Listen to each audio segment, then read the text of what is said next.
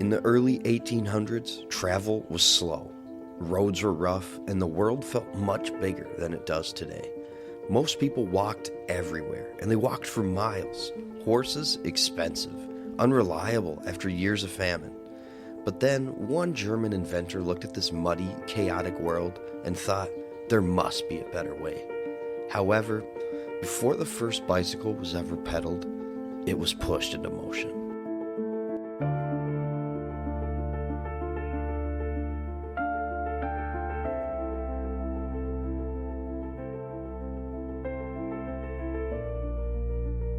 What is going on, everyone, and welcome to the Lost Gears podcast. I'm your host, Tyler, and I am genuinely excited to get this thing kicked off with you. But before we jump into today's story about the Laufmaschine, I want to give you a quick sense of how the show is gonna kind of work, because cycling has so much history, so much innovation, that trying to cram it all into one place would just be pure chaos, to be honest with you. So here's the plan. Here's kind of how it's going to look, right? So season 0, which is kind of where we're at right now, the one that kind of brings the bicycle roots, if you will, into the picture. Kind of how the bicycle went from like a wooden balance toy that we're going to talk about today to a mass-produced machine, to something fast enough to change the culture and transportation forever. Then kind of in our later seasons, we're going to kind of zoom in a little deeper, you know, the big brands, maybe some of the personalities, the tech revolutions, everything from steel and aluminum to carbon and aero. Think of season 0 kind of as like the foundation, the origin story that gives everything else context. And don't worry, of course, obviously, we'll get nerdy along the way, because if you're anything like me, you don't want to just see the bike. You want to know why it became what it is. So, without further ado, let's start where it all truly began. There was no pedals, no chain, no brakes to start off with, just 2 wheels and a whole lot of courage. This humble wooden contraption sparked a movement that would eventually turn into everything we love about cycling today. So let's go back to where it all began, with the Laufmaschine, the world's first attempt at a bicycle, kind of. All right, here we go. Imagine for me, the year's 1817. Obviously, we've all been there, clearly. Let me tell you, travel isn't exactly convenient. Kind of picture this, if you will. Muddy roads, uneven ground, people just trekking everywhere, you know, by foot. Or at that time, horses were a very popular option, but very expensive. So you're kind of moving 3 to 5 miles an hour. I mean, 5 would probably be pushing it, you know what I mean? But 3 miles an hour, imagine. So that's going to be kind of slower than the average grocery store scooter, you know, because we all obviously ride those too. Europe is still recovering from 1816. 1816 was the year without a summer. A volcanic eruption threw ash into the atmosphere, crop failures followed, horses starved, and suddenly everyday transportation became incredibly expensive. Don't forget, there was some snow in June in some places where it was not normal to have snow in June. So real quick, let's dive into that eruption, because I'm a little bit nerdy and I took geology twice for some stupid reason in high school, which has nothing to do with volcanoes, but, you know, whatever, rocks and stuff, right? I mean, the most powerful eruption in human history, Mount Tambora, on Sumbawa Island in Indonesia, erupted in 1815. It started erupting April 5th and ended April 12th, with the climax kind of being on April 10th or so. It was the biggest eruption in human history, although there could have been even bigger in the early years, but that's probably, we're talking, you know, BC or something, you know what I mean? It released 10 times the amount of pyroclastic material than Mount Pinatubo. And Pinatubo released about 10 times more than Mount St. Helena. So that just kind of puts into perspective how big the eruption of Mount Tambora actually was. And when I say the word pyroclastic, I know, again, we're kind of getting into almost a different podcast here. Like, I thought this was about bicycles. But pyroclastic, real quick, that's the fragmented rock, ash, glass, whatever, ejected from explosions. Yes, glass. Don't get me started, okay? This is a bicycle podcast, so we're going to not stray too far here and kind of get back into it. But just wanted to give you a brief summary of the most powerful eruption in human history, causing the year without a summer in 1816, which again caused all those crops to die, which, how are you going to feed your horses? How are you going to feed your transportation? So here kind of steps in this quirky German innovator named Karl von Drais. He kind of looked at this transportation crisis and kind of just goes, okay, well, what if I make a person-powered horse replacement? Because that's just the thought that everybody obviously has. And honestly, he kind of did. This is the moment the idea of personal transportation begins to shift. No one knows it yet, but the spark has been lit. Karl von Drais, scientist, forester, tinkerer, and basically the 1817 version of a Kickstarter visionary, builds a machine anyone could operate. It becomes the Laufmaschine, which translates literally to the running machine. So if you can imagine, right? Imagine like a giant 2x8, maybe not, whatever, cut it in half, maybe carve out a little seat area, for your bum. And then, you got 2 wooden wheels attached to this thing somehow. And it's just all wood. It's all wood. Wood everywhere. You did have a pivoting steering fork, kind of, in a way. No pedals. Your feet were on the ground. You literally sat on this thing and pushed off with your feet, and it coasted.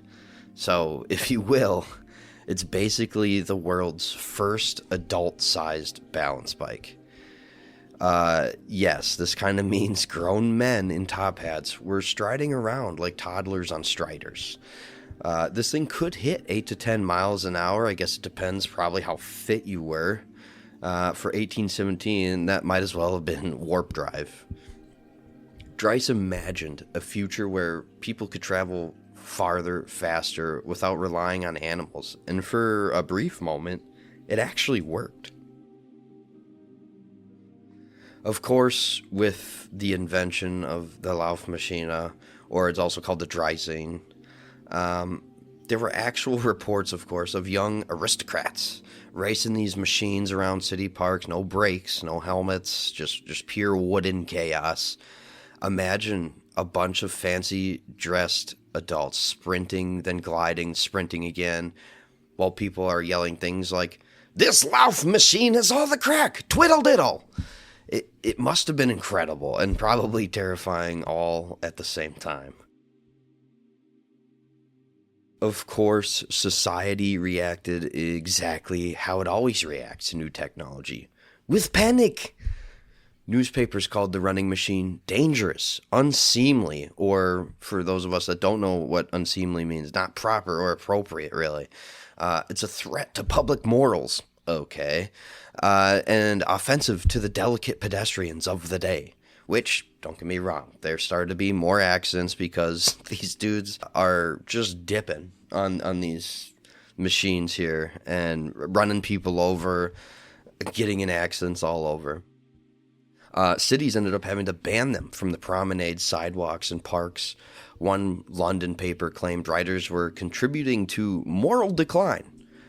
Don't know how true that is, but again, this is 1817 here. That's kind of hilarious because they were basically doing the 1817 version of scootering past a mall cop, But anyway, sorry. But despite all this, something crucial had happened. People were imagining what it felt like to have a personal mobility without animals. This is where the idea of the bicycle stops being a novelty and kind of starts becoming a vision.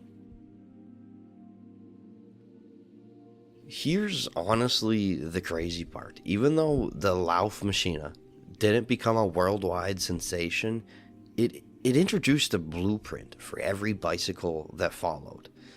3 major innovations here, think about it. The 2 wheels in a straight line, I mean, that's the balancing principle. A pivoting front fork, modern steering is kind of born in this moment. Human-powered personal transportation. It's affordable, and it's independent mobility, where, again, you're not relying on a horse or having to take care of the horse. You got this chunk of wood here that's going to do everything for you. Well, to a point, you still got to give it the power, right?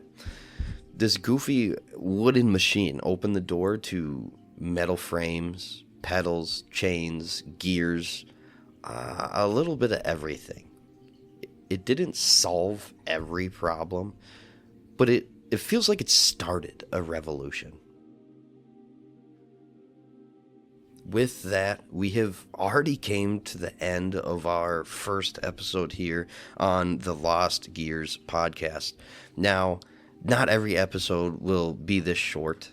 You know, these first couple will probably be fairly short, but as we start to dig into more of the history of all this, these episodes, and I'm a rambler, you know, as you probably can tell already, I will ramble a little bit, but I'll try to keep it nice and clean and collected for you. Again, just really quick, a little more about me. I did work in the bicycle industry, cycling industry here in Minnesota for about 10 years. A couple different shops, but the main one being Penn Cycle and Fitness. Penn Cycle was actually Trek's first retail store, if you will, the first retail store to carry a Trek bicycle way back when. So a little bit of a big deal Penn Cycle was, but no longer in business.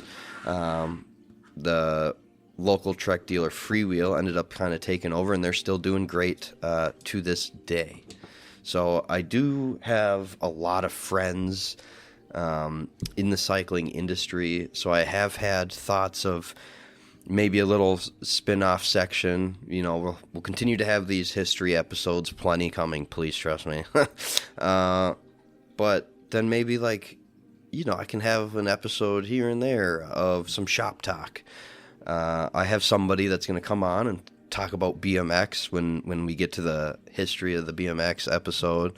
So that'll be a good time. So we got a lot of people that hopefully the trailer and these first couple episodes will want people to get locked in and maybe even come help out a little bit with this show, and it'd be a good time. So anyway, just wanted to give you real brief, again, overview of where this is all coming from, why I felt this was needed. I guess it was late one night, and I was like, you know, I wonder if somebody's done up a nice history of the bicycle. There's so many different videos out there, all AI generated for the most part. I'm sure I could find some really, really old documentaries somewhere, but I'm trying to do all that research and collectively put it here for you guys so you can listen to it on your drive into work, or maybe while you're on your bicycle, which would be awesome, by the way. But anyway, I am now getting into that rambling section, so we'll go ahead and wrap this up. I really appreciate you all being here for the first real episode of the Lost Gears podcast. You know, so next time we step kind of into what came after the Laufmaschine. The pedal-powered machines. You know, we got the infamous bone shaker, and then, of course, the tall, dangerous penny farthing. There'll be an episode on that, of course. Cycling just continues to get wild from here. Thanks for listening. I'm Tyler, and I will see you in our next episode. Ride on.